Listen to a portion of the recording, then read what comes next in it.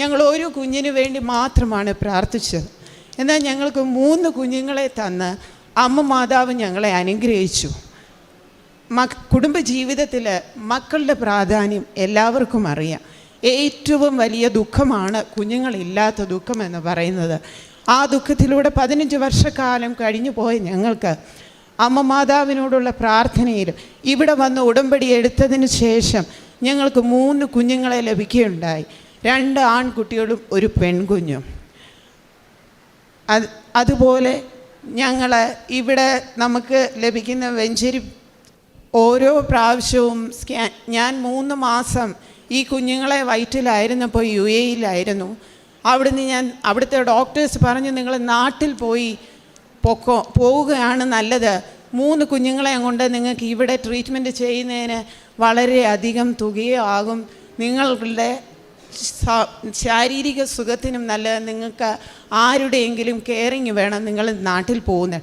അങ്ങനെ 3 മാസം കഴിഞ്ഞപ്പോൾ ഞാൻ വന്ന് ഞങ്ങൾ ഗൈനക്കോളജിസ്റ്റിനെ കാണുമ്പോൾ ഡോക്ടർ പറയുന്നു, 3ാമത്തെ കുഞ്ഞിന് എൻ്റെ പ്ലാസൻ്റെ താഴോട്ടാണ്.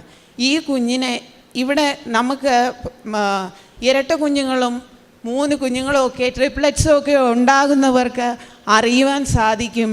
ഇവിടുത്തെ ഡോക്ടർമാർ ചെയ്യുന്നത് സ്റ്റിച്ചിഡ് അങ്ങനെയുള്ള കുഞ്ഞുങ്ങളെ സംരക്ഷിക്കുന്നതിന് വേണ്ടി.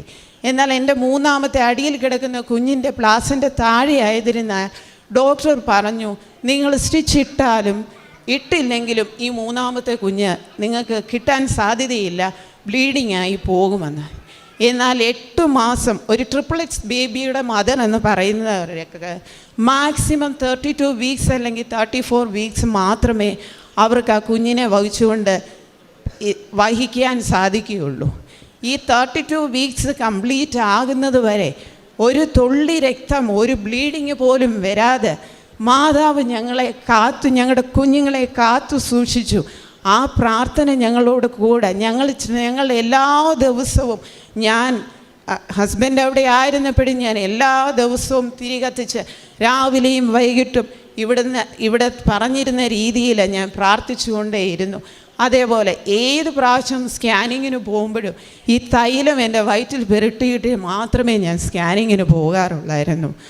അതിൽ ഞങ്ങൾക്ക് പറയാനുള്ളത്, ഞങ്ങളുടെ കുഞ്ഞുങ്ങളെ കാണുമ്പോൾ തന്നെ അറിയാം, നല്ല 3 കുഞ്ഞുങ്ങളെ തന്ന് മാതാവ് ഞങ്ങളെ അനുഗ്രഹിച്ചു. ഇതിന് നന്ദി എത്രമാത്രം പറഞ്ഞാലും, എങ്ങനെ പറഞ്ഞാലും, എത്ര സ്തുതിച്ചാലും മതി വരികയില്ല. ഞങ്ങളുടെ സാക്ഷ്യം നിങ്ങൾക്ക് ഓരോരുത്തർക്കും പ്രചോദനമായിരിക്കണം. ഇതുപോലെ